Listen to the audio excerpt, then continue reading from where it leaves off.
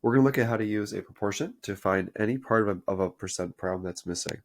The first one here is finding 63% of 210. So every percent proportion can look like this. The part over the whole equals the percent out of 100, because the percent out of 100 is still part and whole. This is still part and whole. So for 63%, I always start with that. The percent has to go above 100. Okay, and that percent sign really isn't there. It's more or less a label. Okay, it's 63 out of 100, which equals 63%. Now our keyword here, of 210, of is our keyword to tell us that that's the whole thing. So 210 is the whole thing, which means we don't have the part. So we're going to put an X there. Now, to solve this, I always recommend drawing your arrow so it points towards X, and then point the same way in the other part of the proportion. So we want to get to the X. So to do that, we're going to do the scale factor, which is 210 divided by 100. That division between those two will give us 2.1, and that's the same scale factor up top times 2.1. So just do 63 times 2.1, and we get our answer. So X equals 132.3. That's how you find the part. Number 3, this one we don't have the percent. So for part over whole, percent out of 100, we don't have the percent. So it's X out of 100. And we got to use our keywords again, of and is.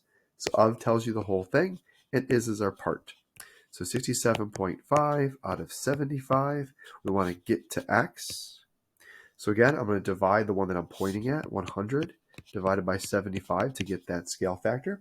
So 100 divided by 75 gets me 1.3 repeating. And on my calculator, I'm going to leave those 3's on there, the 1.3 on there. I'm going to just hold that or leave it on there.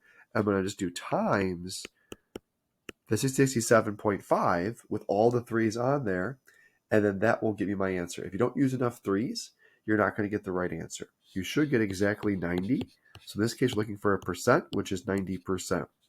A different way to handle this one is to take your fraction, part out of whole here, and just simply divide those two. You get 0.9, which equals, of course, 90%. So either way is totally fine. The last type of problem is over here, number 4. So we're given the percent and we're given the is, so that's the part. So we don't have the whole thing. So it's part over whole equals percent out of 100. So we have the percent. I always start with that. The part we do have, 1445, and we don't have the whole thing. I'm going to point towards X, pointing the same way up top. So I'm going to do 14.45 divided by 5 to figure out the scale factor. And when I do that division, I get 2.89. So this is times 2.89, and we're both going in the same direction down here, times 2.89. So X is 100 times 2.89, which is 289. So these percent proportions are very useful because you can find any missing piece by using the same proportion template.